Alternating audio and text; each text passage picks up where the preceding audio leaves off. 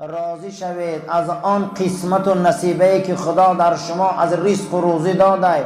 شما اگر راضی باشه خدا شما را بای میکرده. زمانی صحابه همین بود، همشان از قسمتاشان راضی بودن، همشان از تقدیراشان نگاه راضی بودن. امروز ما از همین قسمتامون راضی نیستیم، برای انا همین زندگی ما تلخ قدر نیست. در تک یک دیوال یک پدر و مادر 13 کودک کلان کرد، از ما 2 کودک سریشش نمیریم.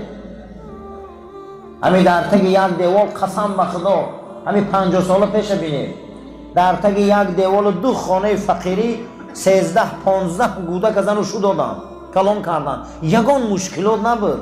آزی برای 2 کودک باور کنیم ما 6000 کیلومتر آمدگیم، برای آن که ما قسمتی دادگی خدا راضی نیستیم. راضی که نمیشیم خدا ما را سرگردان میکنه. باید ما راضی باشیم ای قسمت. این همین روز 100 روبل هم کار میکنی راضی باش، 10,000 روبل هم کار میکنی راضی باش، 100,000 پول هم میکنی راضی باش. خداوند در بدنت یه نیرو میداده، تو میشیدی بای. بای همینه. بای کیست؟ بای کسی بود است که به قسمت خدا دادگی راضی بوده. راضی باشیم، راضی باشیم. این همه دنیا عزیزا. و احسن جوار من جاورک تکن مؤمنا. هر کسی که همسایش حرمت کنه وای مسلمان بوده. کسی همسایش حرمت نمیکنه وای ایمانش کامل نیست. سیومین چیزی که در زمان صحابه بود میگن این همسایه دوستداری بود، که همسایه قسم به نام خدا یکی از واجبات ایمان این احترام همسایه. همسایه را دوست داره. اگه همسایه موضوع به حد ضعیف شده، به حد. کسی که میگه اگر همسایه را احترام کنی تو دان که این احترام کنی تو این همسایگی تو را میکنه مومین. تو مومینی. و احبب للناس ما تحب لنفسك تكن عدلا. هر چیزی را که برای خودت دوست میداری او را برای مردم دوست دار، تو میشی عادل. عادل که بده؟ دوست میداری مال تدزن، مالی مردک ندز. دوست میداری غیبت کنن تا مردک غیبت نکن. دوست میداری زنت نگاه کنن، نمیداری زنی مردک نگاه نکن. چیزی را برای خودت دوست میداری او را برای جمعیت دوست دار. چیزی را که برای خودت بد میبینی او را برای جمعیت بد بین. تو بدی در زمین عادل. عدالت همینه برادران. و عقل للضحک. خنده را کم کنه گفته. خنده را کم کنه. فانه یمیت القلب کما یموت البدن. خنده قلب میکشته چخیل قلب بدن میکشته. من اگر قلب ای کار مونه بدن ای کار میمونه. خنده قلب میکشته، خنده بسیار. حتی در یک روایت صحیح آمدگی است که هر کسی که مردم به حزل و شوخی میخندانه، من حاضر مقصد مرکزهای حزل و شوخی هستن، هزار مسخره باز صحنه میبرا، روز قیامت اینا میمون میخستیم. حدیث صحیح هست. این خندین کمان و این جوربوی شوخی گرکا و این دیگر چه تماشا میکنه میخندیم که برابرشان طبق حدیث رسول اکرم اینا فردا میمون میخستیان. اما میمون باز مهم با حضرت میگه در زمان صحابه خنده کم بود. اگر پیغمبر میخندی تبسم میکرد، زیرا که امتحانی ما مزبینه. منکر و نکیر حقه. پولیسی را چی؟ ترازو چی؟ عزرائیل خدی روبرو آمدن چی؟ امام غزالی گفت است که از کتاب تورات و انجیل و زبور و تمام بزرگا قد ششتم ای 400 استاد همین قولا را گوش کردم. از مردن تا لحد ماندن خدا 40 سوال میداده.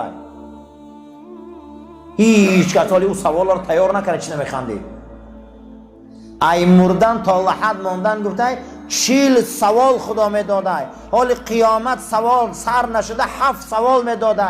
یکم میگه عمری را که دادم در کجا صرفش کرده؟ این پول و مال را که دادم در کجا کسبش کرده؟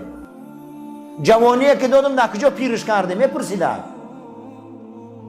ای همین مردن تا لحد 40 سوال بوده. اینا میگن عقبه.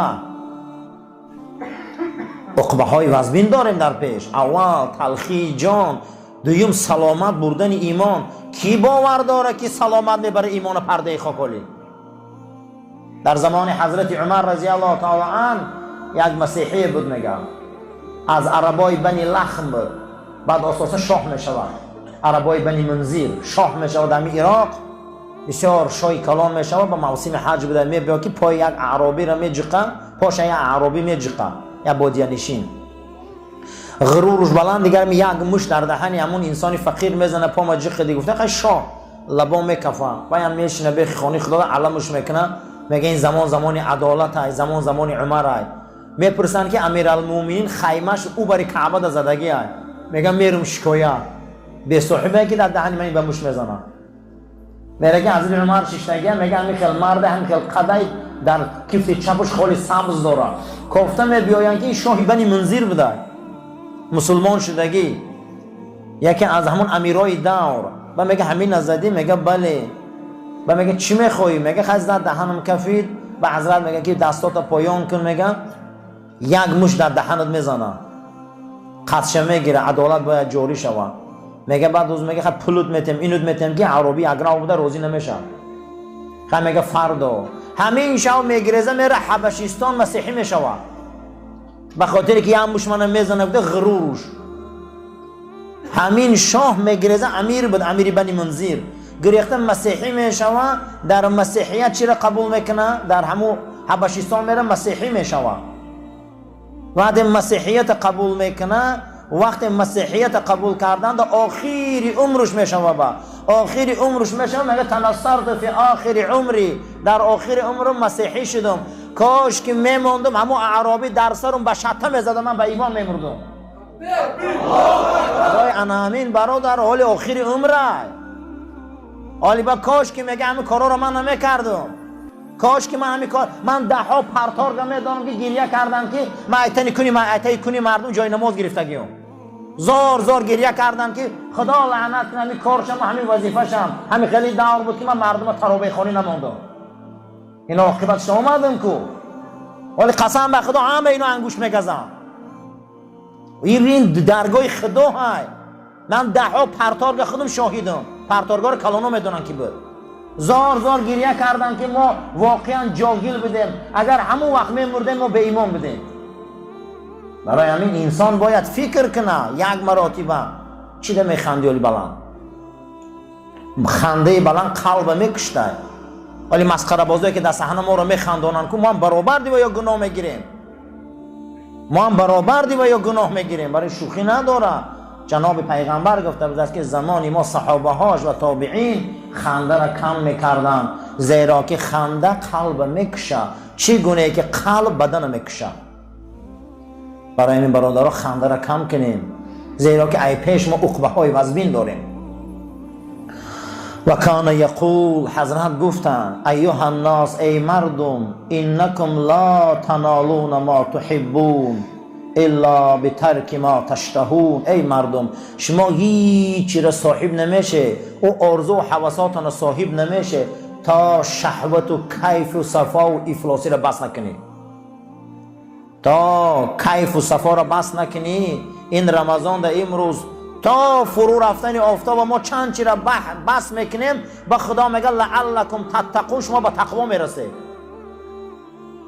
تا امروز گشنه و تشنه نمونی با او درجه نمیرسی. امروز بسیاری چیار آدم ها دوست میدارن، اما برادرها او دا فقط چیکار میکنی؟ بس میکنی کیف و صفا را، بس میکنی کارهای ناشایسته را، با او درجه میرسی.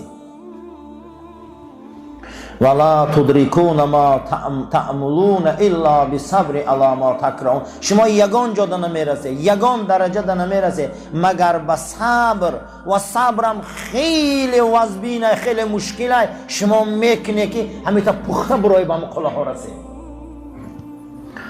طبق سلسله بحثامون و بحث و مناظره هایی که هر شب رمضان ما با شما داریم، با عنایت و رحمت خدا از کتاب حضرت حسن بصری و در زمان پیغمبر چرا قدر قیمت بلند بود، در زمان تابعین چرا قدر قیمت بلند بود بین مسلمان ها، و امروز قدر قیمت منزله در بین ما خیلی ضعیف شده. سبباش می بیاره که سبباش چی بود؟ دیگر از سببهای قدر قیمت در زمان رسول اکرم و در زمان تابعین چی گونه بود؟ ای ابن آدم، فرزند آدم، زمان من فرهنگش، زمان من اخلاقش، زمان من تمیزش این بود: عف عن محارم الله تکن عابدا. عفت پیشه کن، دامن تا بالا کن از حرام های خدا و خداوند تو را عبادت کننده می نویسم. عبادت کننده کی بوده؟ کسی که از حرام خدا دامنش بالا میکنه. آدم لوی دریا بیاید، از دریا گذشتن چیکار میکنه؟ وقتی که دریا باشه پاچه‌هاش چیکار میکنه؟ معنی عفت چی بوده؟ آدم باید دامنش بالا کنه که تر نشود. من آب لای آب غژ وقتی آدم میگذره اگر بروکش بالا نکنه قدی دامنش چی میشه؟ دم آب لای تر میشود. عرب نامی همین عفت میگفته، خمان پاکی میگیم. کسی که از حرام خدا عفت پیشه میکرده، دامنش بالا میکرده و انسان عابد نزد خدا عبادت کننده همین بوده. کی عبادت کننده؟ کسی از حرام خدا دامن میبرداره. زمان صحابه و تابعین هم خیلی بوده. عفت پیشه کنه. عفت برای مرد و زن این واجبات ایمان است. این خیلی گمان نکنه که فقط عفت برای زنکا است. برای ما هم واجبه، برای زنک هم واجبه. قسم به خدا کسی عفت نداره و عبادت کننده نیست. معنی عفت چی بوده؟ دامناتون بالا کنه از حرام خدا و رسول.